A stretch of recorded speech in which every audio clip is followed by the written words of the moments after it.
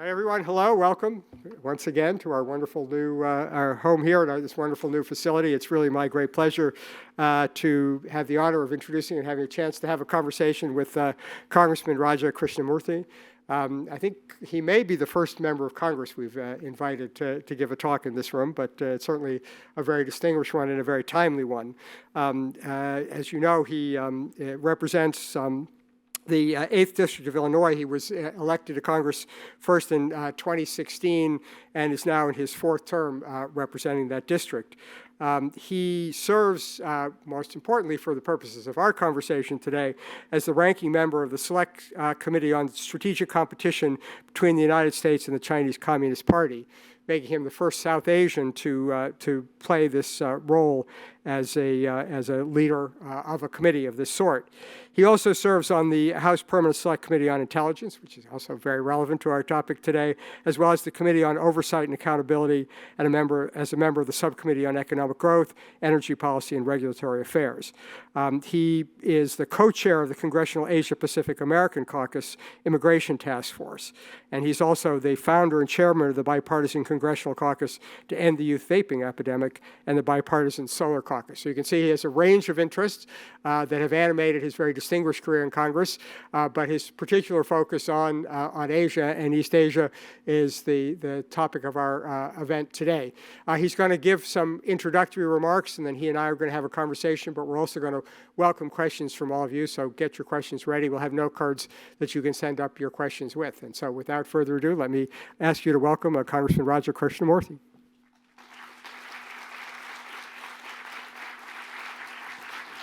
Thank you so much.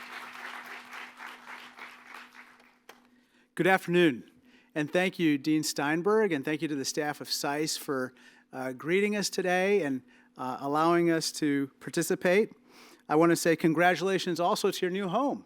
I understand that I'm the first member of Congress to address SICE in this facility, and I want to say a special thank you to all of you as well for joining in this discussion on a very important week when leaders are gathering in San Francisco as part of the Asia-Pacific Economic Cooperation, or APEC Summit.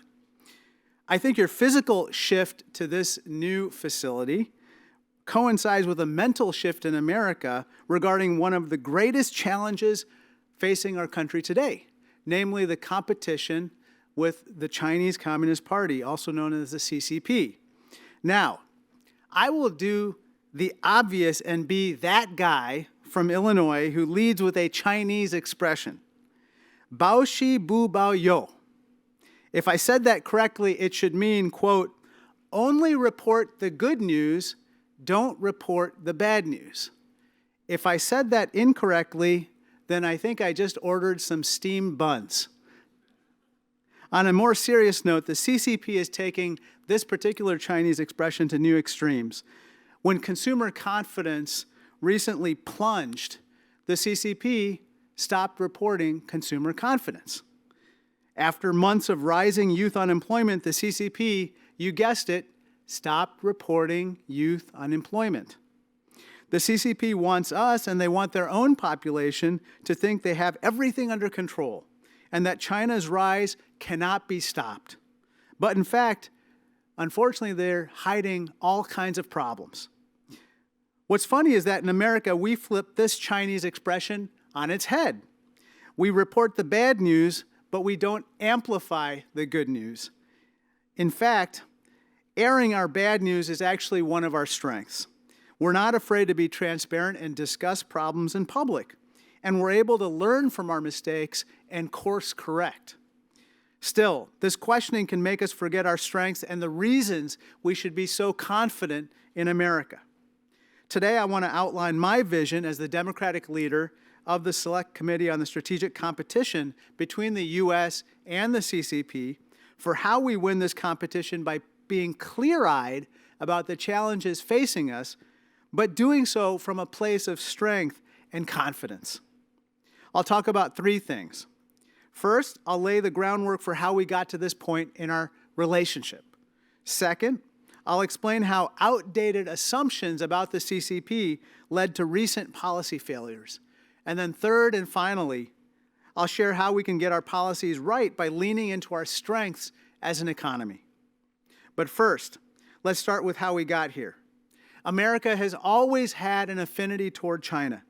American cultures and ideas have deeply influenced China, and Chinese culture and generations of Chinese Americans have deeply enriched our own country. In fact, I and the chairman of my committee, Mike Gallagher, have made it clear that even as we compete with the CCP, we must do everything to stand with the Chinese American community and Asian American community against all forms of anti-Asian bigotry, prejudice, and hatred.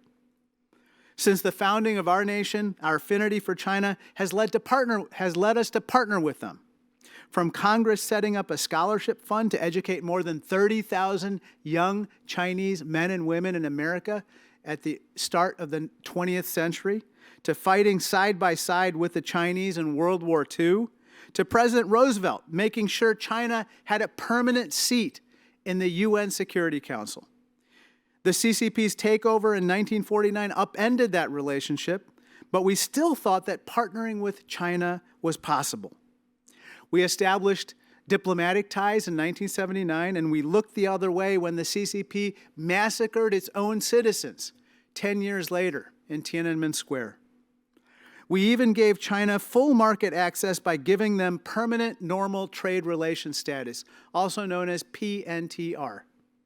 In 2000, speaking in SAIS's old building, President Bill Clinton argued in favor of PNTR, saying, quote, "If you believe in a future of greater openness and freedom for the people of China, you ought to be for this agreement." I stand before you today in this new SAIS building 2 decades later to say, we were wrong. This leads to my second point, why it's important to understand why we got the CCP so wrong then and how we can get our policy right today. On diplomacy, we were wrong. While relationships between Americans and the Chinese people flourished, the CCP never intended to partner with us. Instead, Xi Jinping told the CCP to be the, quote, grave diggers of capitalism, and that, quote, capitalism will be destroyed. On the economy, we were wrong. The CCP said they would, quote, adopt open market-oriented policies. Instead, they stole billions of dollars of intellectual property, dumped goods in our market, and destroyed businesses and jobs. My own district in Illinois, the 8th District of Illinois, which surrounds the Chicago suburbs, lost more than 15,000 jobs because of the CCP's unfair trade practices. On human rights, we were wrong. Instead of allowing greater openness and freedom for the Chinese people, the CCP built a surveillance state. It represses Chinese dissidents, Uyghurs, Tibetans, and other minorities. And it absolutely crushed Hong Kong's autonomy and freedom. It is also conducting an ongoing genocide of the Uyghur people in Xinjiang province, which is in the northwest corner of China. A CCP religious affairs official described what they're doing to the Uyghur people. He said, quote, break their lineage, break their roots, break their connections, and break their origins. On national security, we were wrong.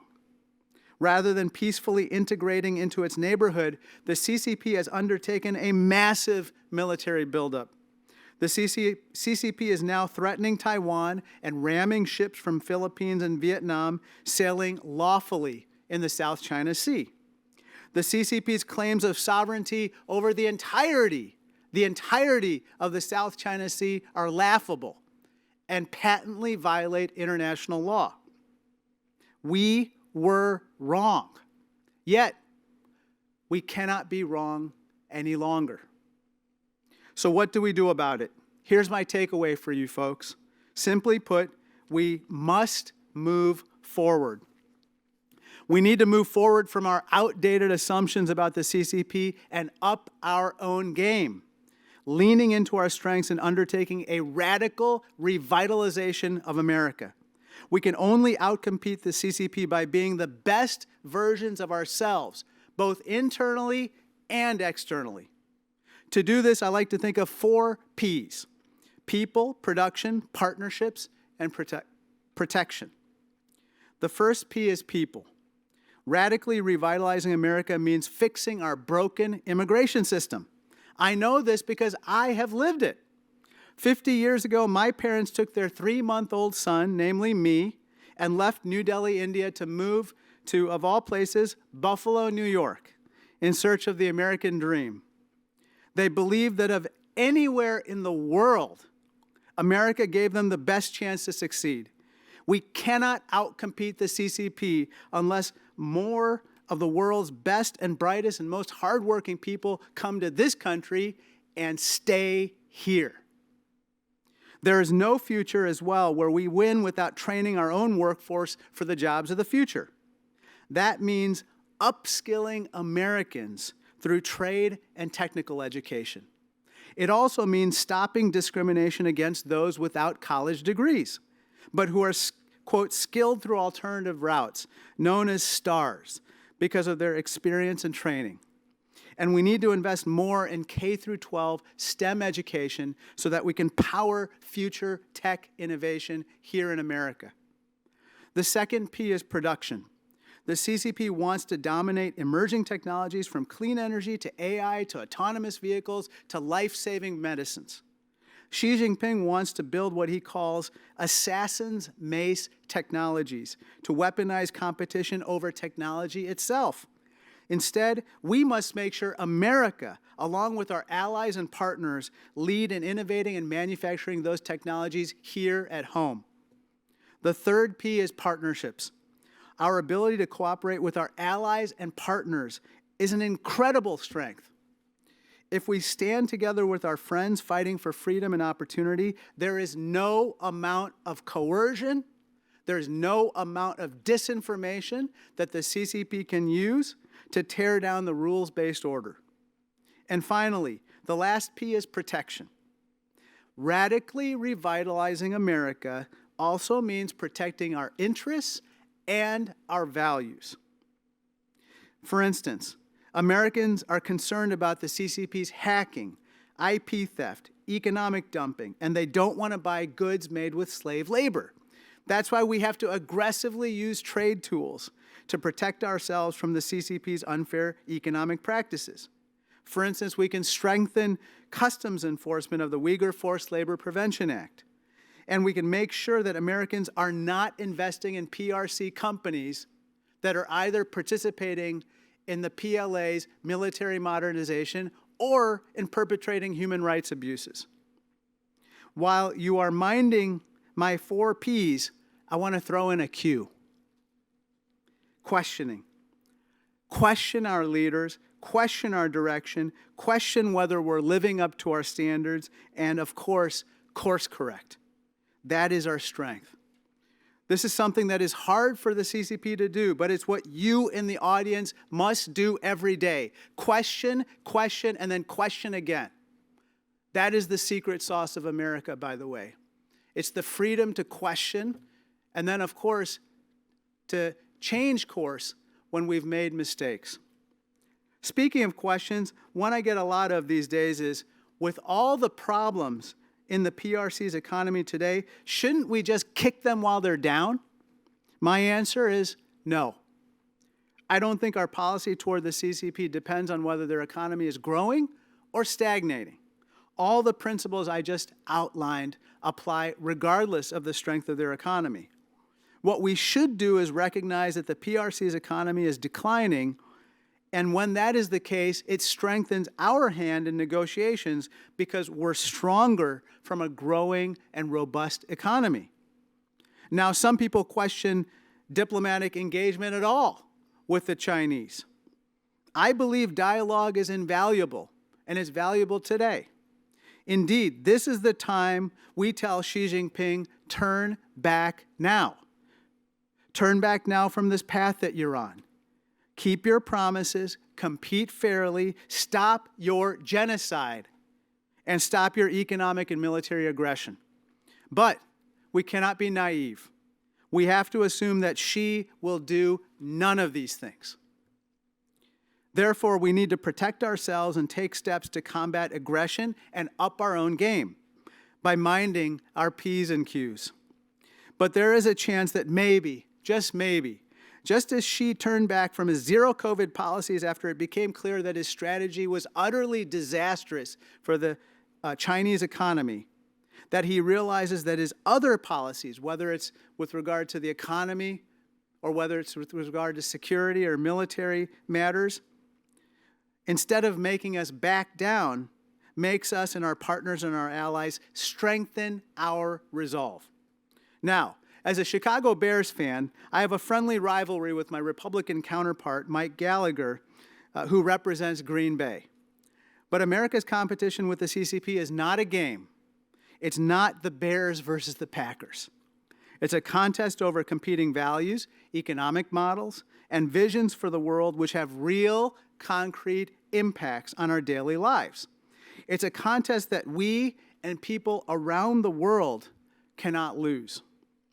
If we move forward clear-eyed and confident, I have absolutely no doubt we will win this competition with the CCP. Now, we have experienced setbacks in our relationship with the CCP. But as that old saying goes, a setback is a setup for a comeback. And now it's time for America's comeback. Thank you.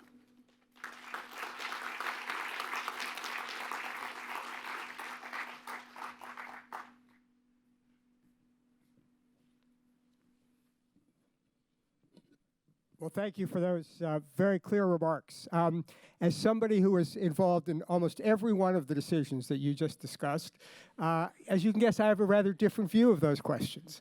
But I don't think the audience has come here for us to debate history. So let's focus on where we are now and where we go from here. And I want to start on the economic issues. You mentioned in your remarks that you rejected the idea that we should try to push China further down or harm them. And just 2 days ago in her remarks after meeting with the Chinese Vice Premier, Secretary Yellen talked about the importance of having a constructive and healthy economic relationship with China. So you mentioned some of the barriers that we've had to that. What do you envision a healthy economic relationship with China would look like?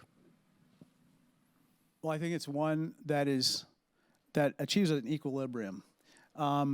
And I think right now we're kind of in a situation where the economic relationship, just like the security relationship, is deteriorating, and we don't want to be in that situation. So one aspect of the economic relationship that's very troublesome from our standpoint is economic coercion. It's the idea that there are certain choke point technologies or items within the control of the CCP that we rely on or are solely reliant on, along with our partners and allies. We've got to diversify our supply chains. We've got to make sure that we migrate more of those supply chains to the United States, but also to our friends and partners. What do I mean? There are a few areas where we need to do some work. 70% of penicillin is made in China, and for that matter, a majority of active pharmaceutical ingredients, APIs, are made in China, and we found that out the hard way during the pandemic. We have to migrate also supply chains with regard to critical minerals. We have to do the same for even energetics. That's the stuff, by the way, it's the propulsive agents in gunpowder and armaments. It turns out that there's a dependency even there in East Asia and in China. And so for the economic relationship to become healthier, to one that's not deteriorating as rapidly, we've got to take out of their control those tools where they could use economic coercion to try to get their way when they couldn't get their way otherwise. And that's something that's really important right now. So you mentioned the idea of reducing our dependency, and people call this decoupling or de-risking. I guess the question I have for you is, two can play the game, right? And what leverage we have over China in part depends on the fact that we're an important economic partner of theirs. So do you think we're better off in a world in which neither of us depends on either of the other one and therefore have a freer hand to, in effect, not worry about the overall relationship? So I don't think that decoupling or a divorce, an economic divorce, is in the offing. I don't think that's feasible or desirable. But I would just point out respectfully that in some ways they depend more on us than we do on them. And although I don't think that we should use that fact to actively harm anybody, I think that that is something that they understand already. I think going forward, we want to have a healthy relationship, one that is observing the rules-based order, one that doesn't use slave labor to produce goods, such as what's happening in Xinjiang province through the Uyghur genocide. And by the way, if anybody is unfamiliar with this particular issue, please read our bipartisan report that was issued on this particular topic. It's really eye-opening, along with the testimony we elicited on it. We also have to combat the cyber hacking, the incessant intellectual property theft, and the dumping that basically tries to drive whole companies and industries here out of business. I think that is really something that my constituents demand, let alone policymakers. So staying on the latter, so we talk about trade, and one of the issues in the U.S.-China economic relationship are the Trump-era tariffs and the use of 301 as a tool to deal with those. Almost every study that's looked at these tariffs, from the Peterson Institute to Carnegie to now this new study from the Council on Foreign Relations, have found that the tariffs have cost American jobs and have had limited effect on changing Chinese policies. So what's your feeling about these tariffs? Are these something that we should be examined, or what value do you see in the approach that embodies? I think we should constantly be evaluating and examining those. However, I'll say that whole industries have been, would have disappeared without that. I'll just give you one example. We had a field hearing in Stoughton, Wisconsin. Does anyone know where Stoughton, Wisconsin is? Oh, I see one person. So maybe someone from Wisconsin. Stoughton, Wisconsin is just north of the Illinois-Wisconsin border, and there's a company called Stoughton Trailers. And Stoughton Trailers was absolutely getting killed by the Chinese, who were dumping product on the market and basically essentially trying to drive them out of business. And because we put in place countervailing duties and tariffs, that company survives, though it's only for a period of time. Those tariffs will only last for, I think, 3 years, and they'll sunset. And during that time, their challenge is to figure out, how do we survive in a world where China is perhaps going to try to dump again, but we have a chance to up our game to deal with that and survive the next round. So I think that the tariffs give some breathing space. I don't think they're necessarily going to be here forever, but they give a breathing space for those industries that are being attacked every single day by the Chinese deliberately to kill them. So let's turn to the security front. And you talked about the South China Sea. And we've seen, as you pointed out in recent days, some pretty aggressive set of actions by the Chinese with the Philippines at St. Thomas Shoal. What should we do about that? I mean, you have a situation where the Filipinos are trying to resupply the Sierra Madre, and they're being harassed by the Chinese ships. Where we have a treaty relationship with the Philippines. How far do you think the United States should go in getting engaged in supporting the Philippines to this extent? And if there were an actual attack on either the sunken ship there or the Filipinos who are in the neighborhood, do you think that triggers a responsibility of the United States to come to the Philippines' aid? Well, we have treaty obligations, as you know, and every treaty partner should know that the U.S. will come to their assistance when the treaty is triggered. And by the way, those treaties and those alliances and partnerships and friendships are absolutely what drives Chairman Xi Jinping insane. He hates that. He hates those alliances, because that is he calls certain things that he has assassin's mace technologies. These partnerships and friendships and relationships are in some ways assassin's mace, in the sense that when you act multilaterally with others, you can prevent aggression. And that is what they fear, that we will act multilaterally with the Filipinos, the Vietnamese, our other friends in the neighborhood, including Indonesia and others, to maintain freedom of navigation in the South China Sea.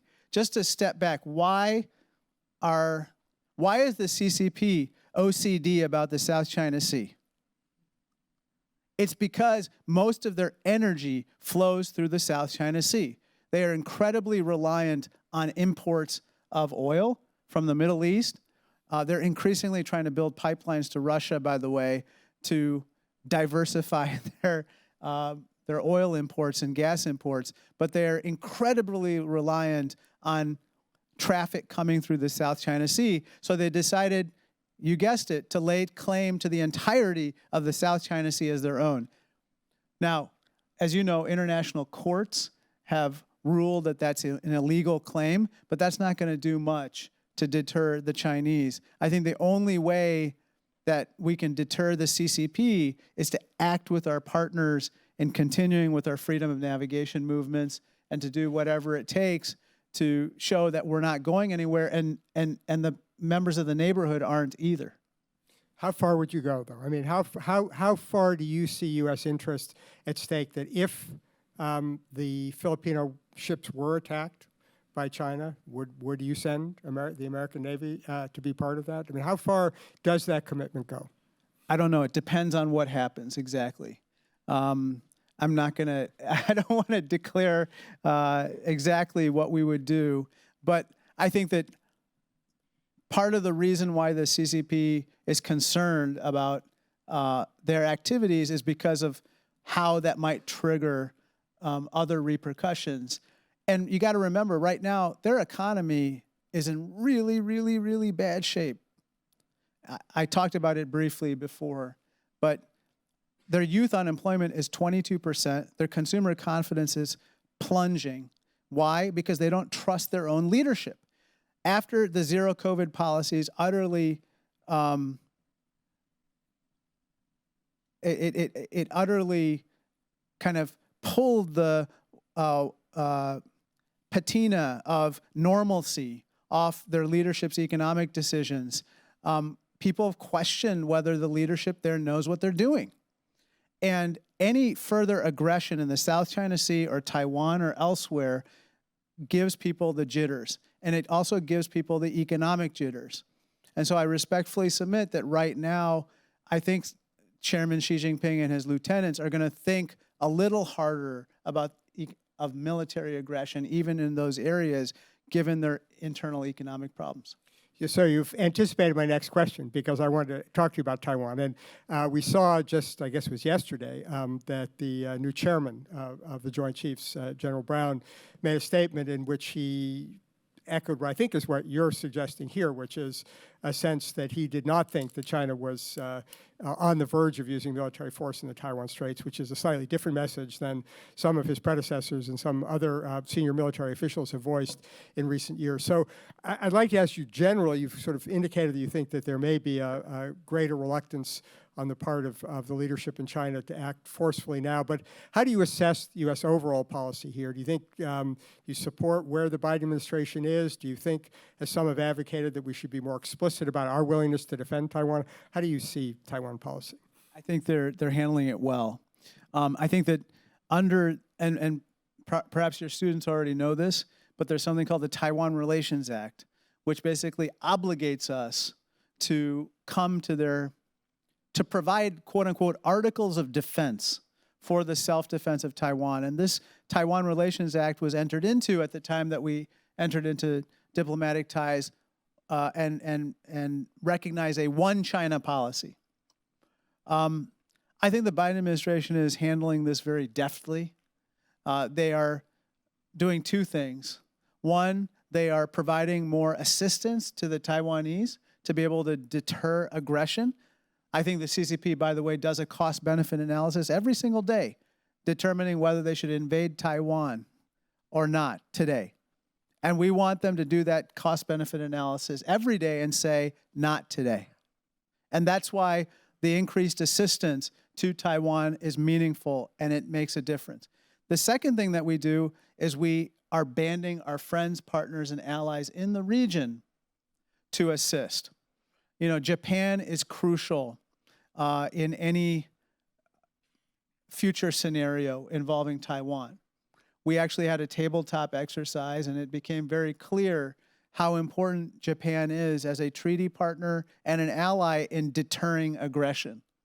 And so that's what we have to do with our friends, partners, and allies: send common messages, work with each other to prevent aggression, and then to equip the Taiwanese with what they need to prevent it.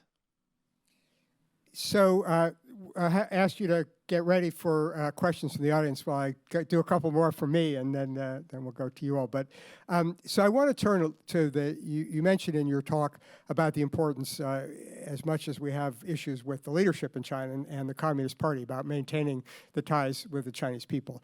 And one of the things that we see here, and it's noticeable not just because we have so many Chinese students here at SAIS, but we also have a campus, as you may know, in Nanjing, which is a joint project between Johns Hopkins and Nanjing University, is that in both directions there's become a chill, frankly, on the overall relations. That Chinese students, I was just in Shanghai, told me that they are nervous about coming here.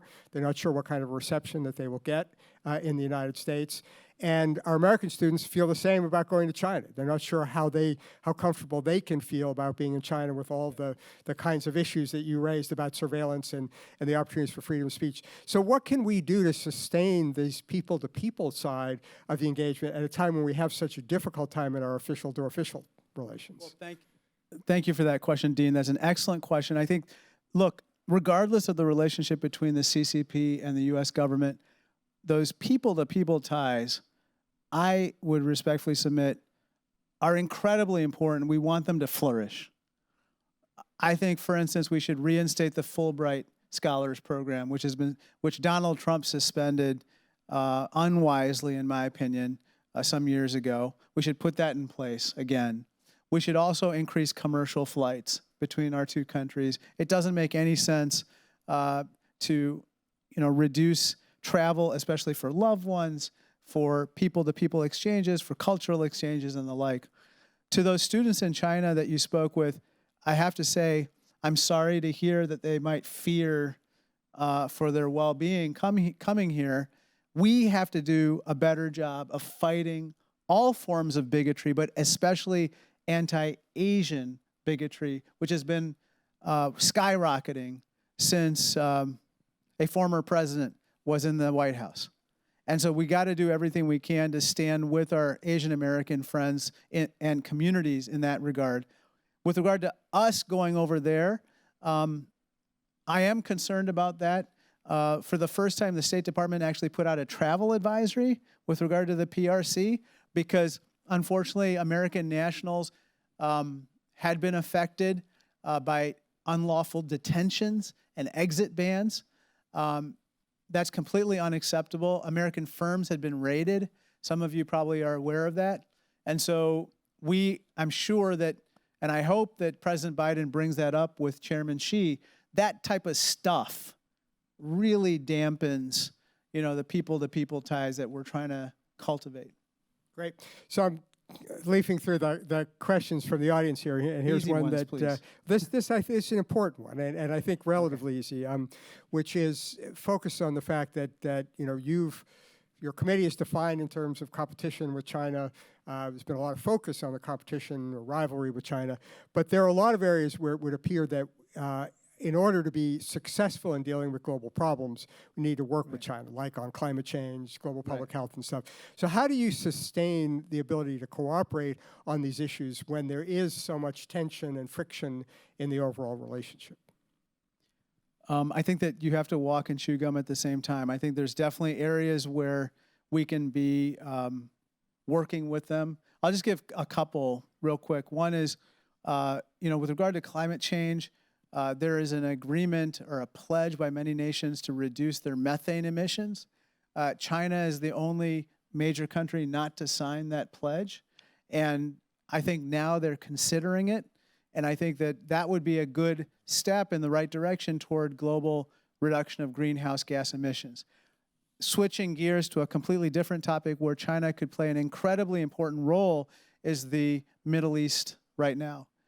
China has very important ties with Iran, and they have the ability to call for lowering temperatures, lowering tensions, and bringing about a situation that doesn't lead to wider regional instability. Great. So a number of the questions focused on the impact of some of our economic policies and strengthening American capacity on our allies.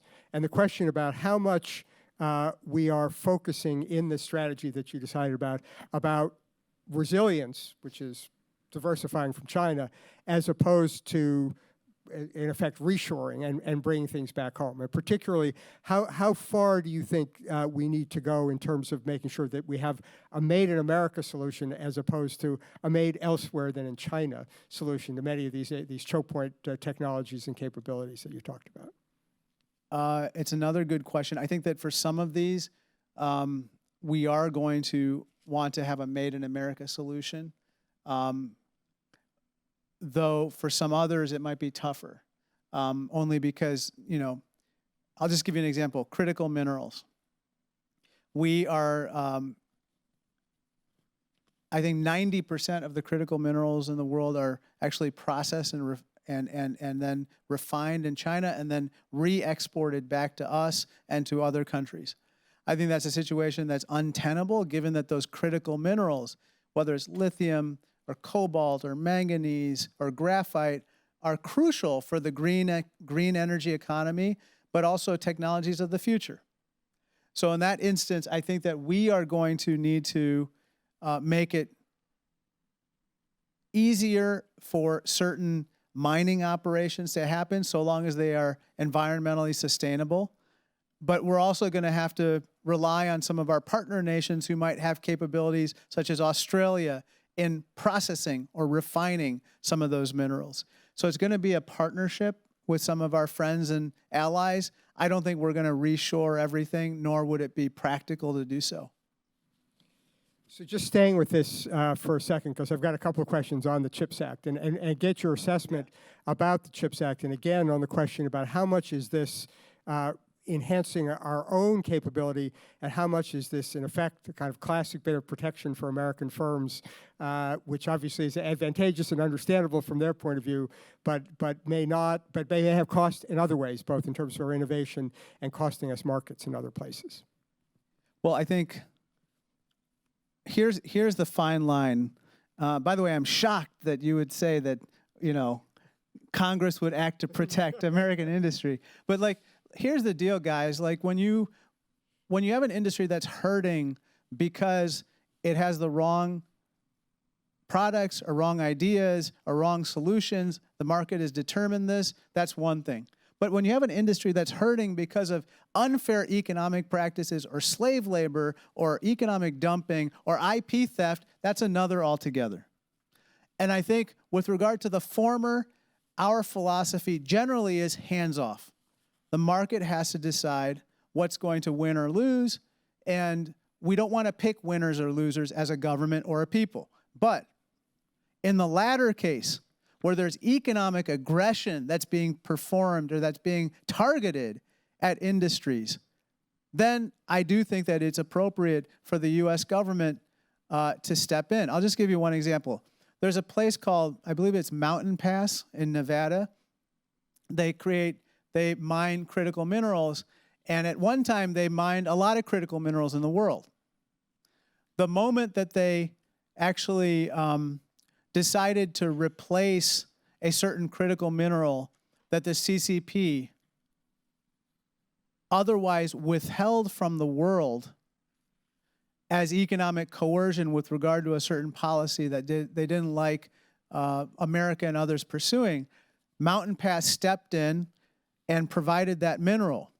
At that moment, the CCP then flooded the market with that mineral to kill that company. That's wrong. And that's where we have to step in.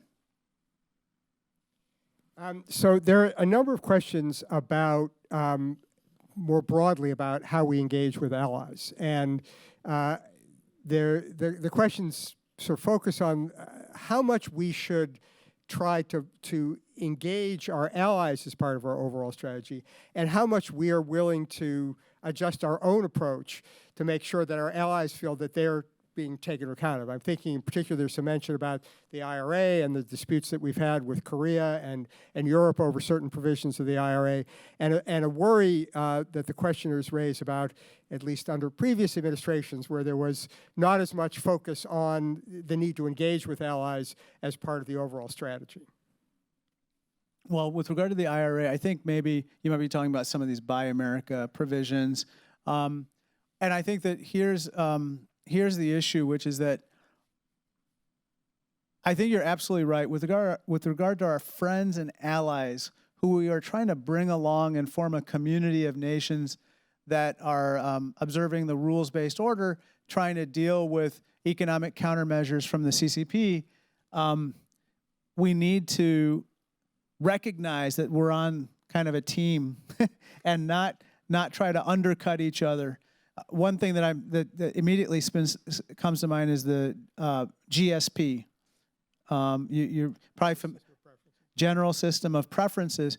This is a tariff system that we adopted with regard to developing countries. Okay, and the idea is to allow them to be able to export certain handicrafts or flowers or other types of items to the United States and develop an industry in their own country that can benefit from our growing economy. Unfortunately, we suspended the GSP, and now all those tariffs are through the roof, and it doesn't make sense when at the same time we're talking about forming a rules-based order that counters what's happening with the CCP, that we would then suspend all these agreements. So I think we should put them back in place. Now, with regard to the IRA and our allies who are affected there, I think, look, I'm author of one of the provisions of the IRA. Okay, it's called the Solar Energy Manufacturing Act. I'm the co-founder of the Bipartisan Solar Caucus, and that provides tax credits and incentives for manufacturing solar technology here in the United States. Now, if you're Korea or Japan, you're not going to be happy about that, right? Because I'm undercutting one of the strengths of manufacturing those goods in Japan or Korea. But man, we need to manufacture some of that stuff ourselves. And we have no ecosystem whatsoever to do so. So I have a duty to try to bring that here and level the playing field, because I know in some of these other countries, they are already putting in place certain policies that disfavor us. So the way I look at it is we're leveling the playing field as opposed to disfavoring them or putting them at a disadvantage. So let me, for my last question, turn to something completely different, which is you've now been serving in Congress for 4 terms, I guess. When I look at my students, I talk to my students, not a lot of them are thinking about running for office or running for Congress. So tell them why that this is an option that they should consider. What you would make as the pitch for why young people who want to make a difference in the world, want to have an impact, should think about running for public office. Well, I think it's really important. I think that there's an old saying in Washington, D.C., maybe you've heard it. If you don't have a seat at the table, you're on the menu. And unless you pull up a proverbial seat to the proverbial table, you're not going to be there when important decisions are made about you or your families or your community. And so if you're not there, someone else is going to make that decision for you. So it's vital that you and your and like-minded people participate in the decision-making process. And so running for office is one of those ways. There are other ways too, through elective office, through appointed office, and through advocating for your cause on places like Capitol Hill and so forth. But I still think that running for office is perhaps one of the most effective ways to make sure that you're heard. Just take immigration, for instance. I'm an immigrant. I'm one of the few naturalized citizens in the United States Congress. I feel it is my duty, and it's my passionate duty, to fight for immigration. And so that's what I do every single day. I'm an author or co-author of every single immigration bill in Congress that calls for increases in legal immigration or reforms in legal immigration, or making sure that we have the talent to compete with the CCP. So I say, if you are interested, go for it. And flex those leadership muscles, and maybe you'll run for office, maybe you'll run for city council or state house or state senate, or maybe one of you will run for Congress, though please not in my congressional district. But I wish you the best of luck. Well, great. Well, thank you so much. This has been great. I know on behalf of all of us, we want to give you a vote of thanks for spending the time with us this afternoon. Thank you. Thank you.